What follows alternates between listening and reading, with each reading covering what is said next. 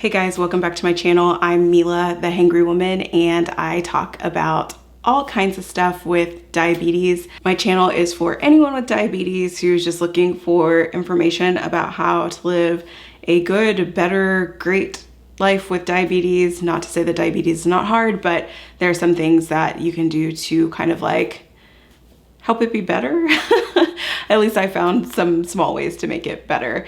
If you like that kind of content, be sure that you give this video a thumbs up and subscribe. And today we're going to be talking about some of my personal pet peeves when it comes to diabetes and how people look at it and treat it. I've been on my high horse a lot with some of these and I talk about them all the time. So if you follow me on my blog or my Instagram or my Twitter, I rant about these things all the time, but I figured I would make a YouTube video to kind of further explain some of those things that just really like grind my gears and like just get me kind of mad about the way that, you know, people talk about diabetes. So we'll jump right in. My first pet peeve is when doctors call patients non-compliant.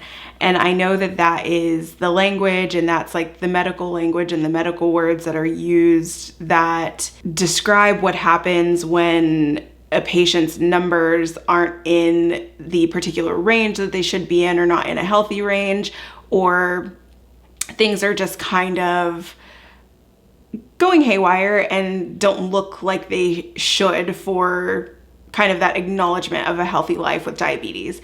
And I hate the words non-compliant because it places the blame squarely on the patient when there are tons of factors that can contribute to why your blood sugars may or may not be in range.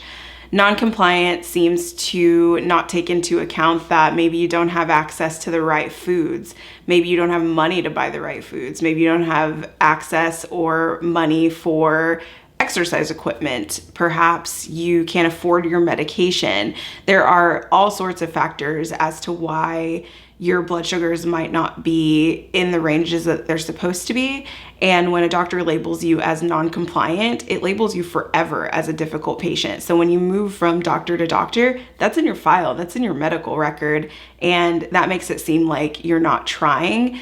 I hardly ever meet a person with diabetes who just flat out says that they're not trying. That says like, I'm gonna eat whatever I want. I'm not gonna take my medication. I'm not gonna do this. I'm not gonna do what my doctor tells me. Very few people do that. And I don't think that anybody intends for their blood sugar numbers to go haywire. They just need more learning and more information to do better. So like that label of non-compliance, it just totally makes me mad. And I have been labeled that way in my chart before. And when I learned that I was misdiagnosed with type 2 and I actually had type 1.5, which is LADA, Latent Autoimmune Diabetes in adults, that like non-compliance label just like pissed me off even more because I was like, there's nothing that I literally could have done better being diagnosed as type 2 and being diagnosed with the wrong type of diabetes, and not the wrong type of diabetes in the sense that like type 2 versus type 1, one is better than the other, not that at all. Just like I was not diagnosed with the correct type of diabetes. So my treatments were not going to work the way that they should have ever because they were treatments for a different illness.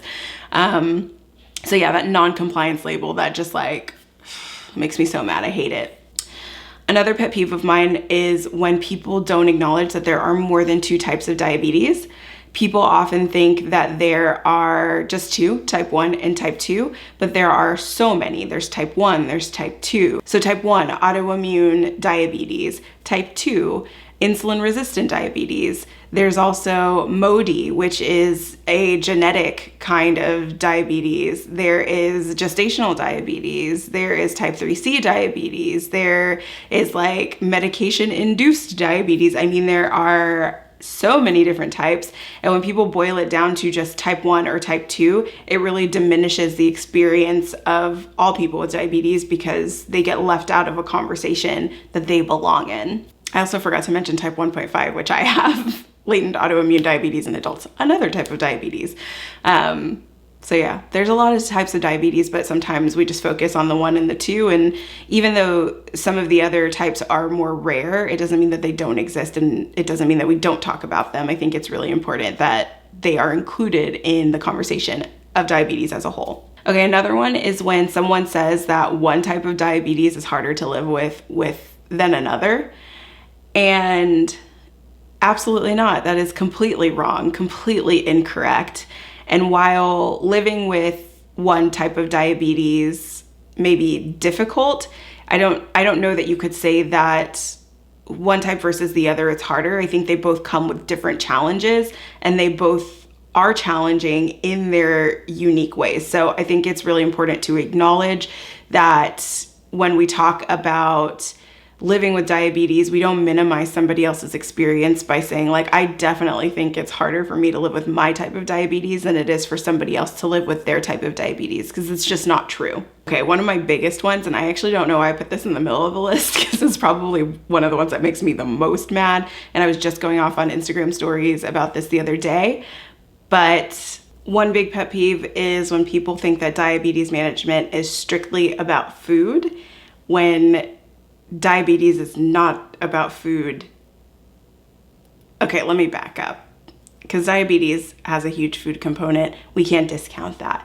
But diabetes management is not strictly about managing your food.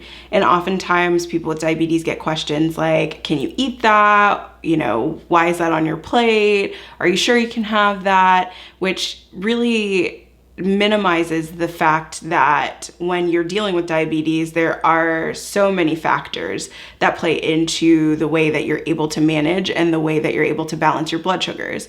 So when people boil it down to just food and they ask questions like that, personally, it makes me feel like they don't think that I can handle my own diet and that I'm not capable of being healthy just because I have diabetes, which in itself is an incorrect assumption. But it also is just kind of like, mind your business. And it's not just about the food component. Like, you have to still live a well-balanced, well-rounded life when you have diabetes. So that includes like taking your medications when you're supposed to take them. That includes exercise. That includes watching your diet. That includes looking after your mental health. That includes sleep. That includes lowering your levels of stress. Like, there are so many different factors, and I have a video on this, but so many factors that play into blood sugar management.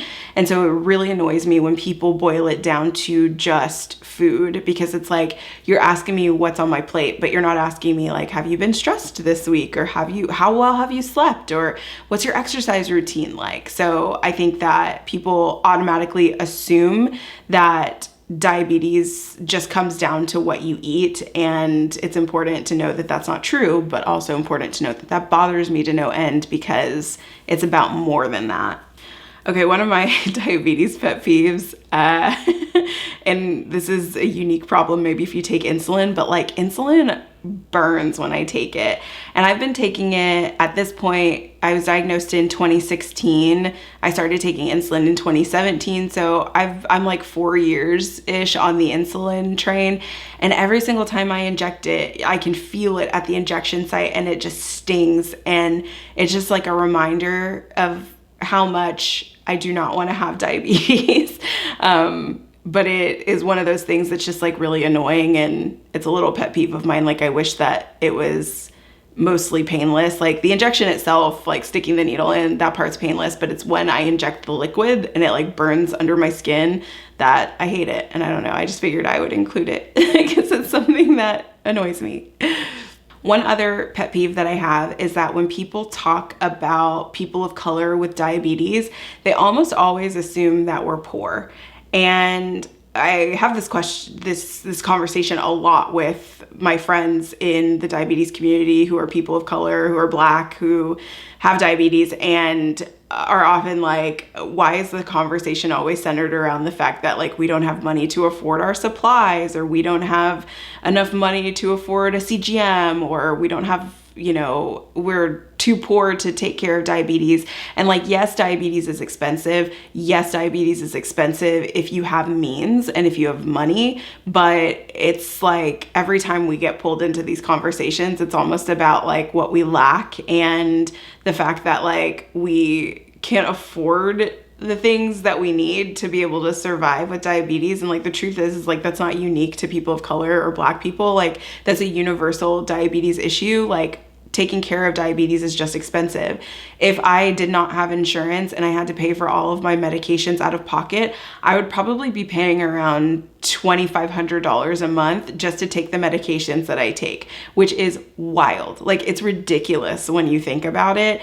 And so like, that's not just a problem unique to poor people or to people of color. That is a problem unique to all of us within the diabetes community. And so I wish that the conversation was more about equity in that way, instead of talking about how like poor Black people can't afford what they need with diabetes. And I don't know, that it comes up a lot. It happens a lot. And I feel like I have to correct it a lot of times to say like, it's not that poor people or Black people are like their own issue in terms of diabetes management. It is like the industry of diabetes management that is the issue. Like, insulin is cheaply made and highly marked up for patients. Same with lots of other injectables, same with lots of other oral medications.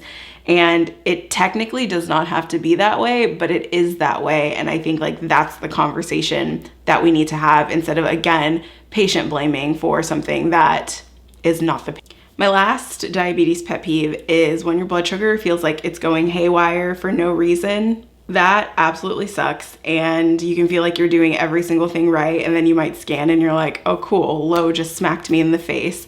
Or you are minding your own business and you're like, I'm super thirsty. And then you check your blood sugar and you're like, oh, I'm high for no reason, but I barely had any carbs today.